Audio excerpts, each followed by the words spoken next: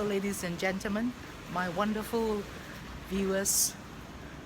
Welcome to one and everyone to this new, topic that I'd like to talk about today. Sorry that I was away for 2 days. So I hope you are feeling very happy, enjoying your life and your work. Yes, as you know that we spend about 8 to 10 hours in our company or the place of work. Well, I'd like to show you. This is a picture of me when I was about three years old, a very happy child. So when you are a happy child, you have the high possibility of becoming a happy adult. So why do you think I'm talking about being happy, having fun, because that is one of the most critical elements for everyone, whether you are in a retail supermarket industry or any kind of business that you have, indulged yourself in. Excuse me.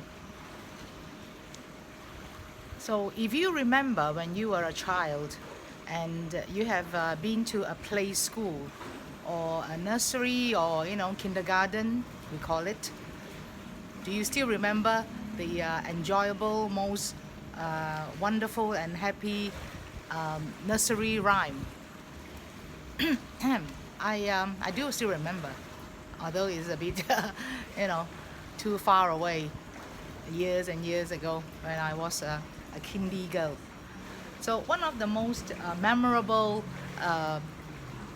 nursery poem or rhyme is, it goes like this. Sing a song of sixpence, a pocket full of rye, 24 blackbirds baking in a pie. When the pie's opened, the birds began to sing. Isn't that a dandy dish to set before the king? And where's the king? The king is in his counting house, counting out his money. The queen is in her parlor, eating bread and honey. The maid is in the garden, hanging up the clothes. Down came the blackbird and pecked it off her nose. Could you imagine how enjoyable I was as a child? I went to a kindergarten, a play school. So today we are talking about what kind or what sort of a company or a place of work that you should have. So maybe you think that you have a better idea or a better view of what is a good place to work. But to me, a place that I want to work for a long time is a place that has fun to work, a fun place to work. Yeah, later we will talk about more details, what do you mean by fun place. And my line manager who supports me, I have a superior or my direct or my immediate report that really supports me and concern and cares about me. And the last, but nevertheless the least, is I will have an opportunity to get on, succession plans for me. That is the place I want to work.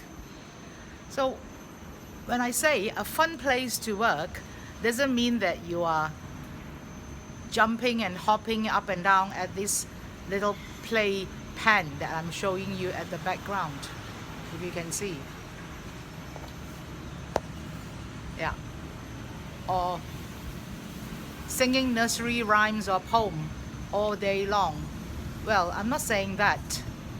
What I'm trying to say is a company that has concrete and solid systems, daily practicing of SOPs and procedures. Yeah, you have a good way of working in your company with good team of colleagues that you can collaborate and produce results. Software that supports in your daily work.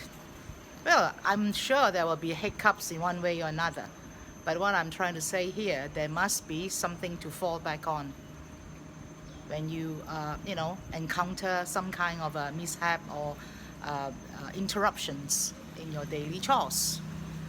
Okay, that is called a fun place to work. Okay, and then, and what do I mean by a manager or a line manager or your immediate superior that supports you?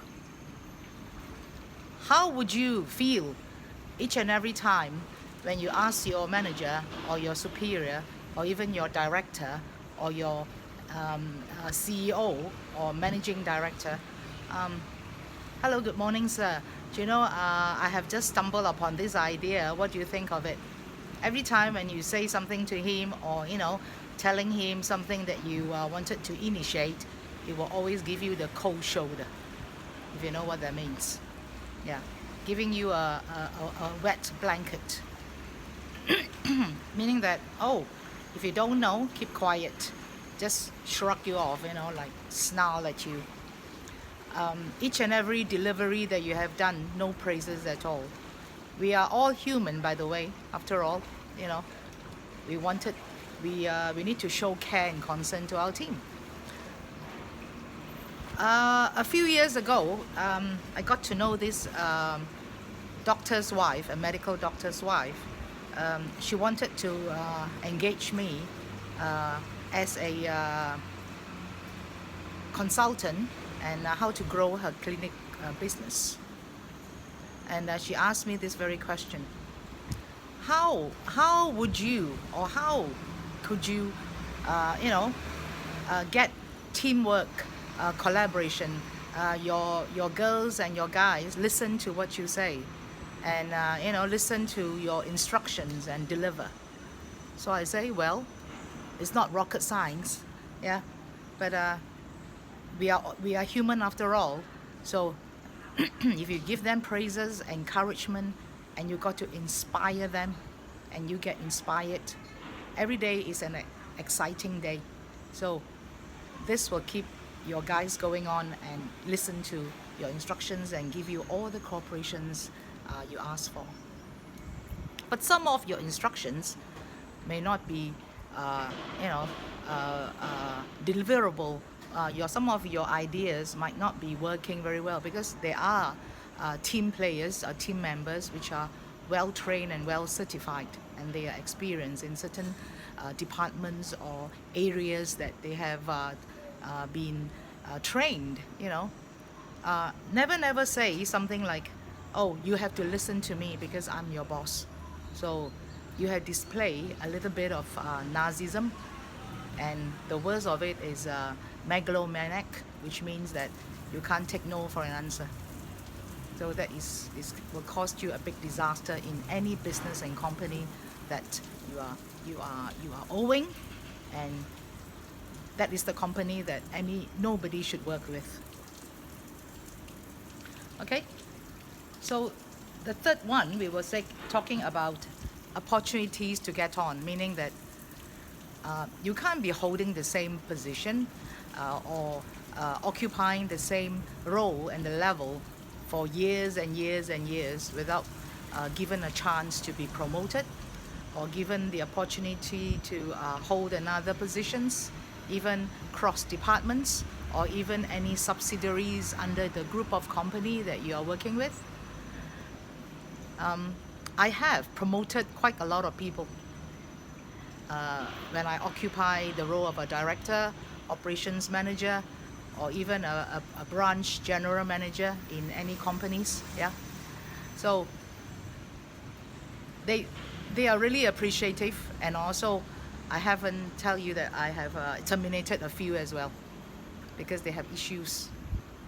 But all the termination or any laying off is according to all the rules and laws in the human resource. Conducted quite a number of domestic inquiry. So this is what I say previously. You got to get to know your team, their strength, and what are the areas that they love to do, and some of the work that they dread doing. I've spoken to a few people who are cashiers, the girls at the checkouts or the guys at the checkouts. In previous companies, we have this SOPs, what you call, to deliver customer of excellence. So one of them is to smile. When you are smiling, the customers will feel they are welcome. Imagine they have been shopping in your trading area, your store. They are feeling quite happy with the products. They are quite happy with the reasonable price and the tickets, yeah.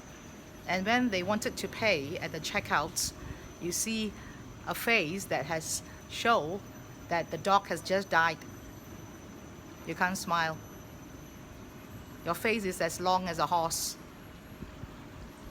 So when I ask those girls, you know, they say, boss or miss, I can't smile to stranger. A customer is a stranger to me. I say, what about that customer that comes in 3 or 4 times a day? You don't smile to her, you never say hi. So number one, you have to greet your customer. A lot of cashiers, you know, or at the front end, they will just blurt it out and say, member card, plastic.